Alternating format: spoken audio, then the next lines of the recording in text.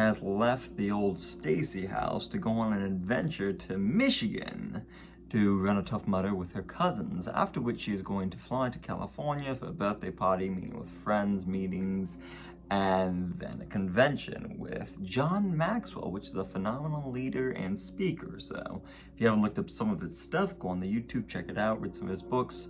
He's got some quality things out there. Now, the brilliant thing about all this is it leaves Daniel here in the old Stacy house alone, as Matt is with his girlfriend doing whatever they do, and Joy is with her boyfriend doing whatever they do, and Daniel is left here in the house alone with a fish and some plants and a little book of big ideas. So that just leaves me in this delightful state of trying to figure out what to do with my time.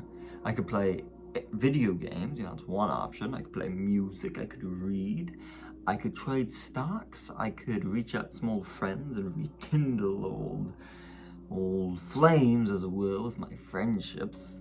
Or I could just sit around watching television.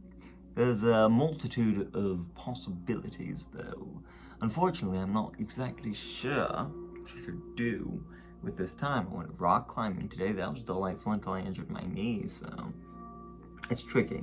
But what's cool about this is when you put ideas and plans into your future, it's a form of investment for your future self to give them a little bit of joy and delight. So doing nice things for your future self can oftentimes spruce up the quality of life. So whether it's planning to go to a movie, or planning a trip to some other state, or just going camping, or reading a book, anything that's not happening here in the present that you can plan for your future, it's kind of a cool thing to try investing in, especially when it's something unexpected, which is why I'm hoping that present Daniel figures out something expected to give to future Daniel, so that future Daniel experiences some variation of joy. Expect the unexpected, as it were. Unfortunately, the tricky thing for me is that so often I'm just living in the moment-to-moment moments, and I lose sense of any planning for the future.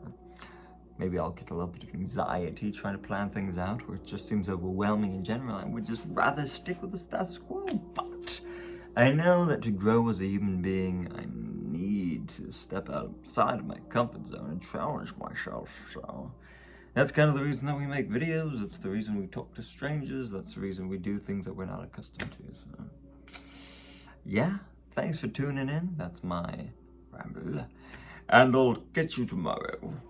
Probably, or not. Only time will tell. Toodles.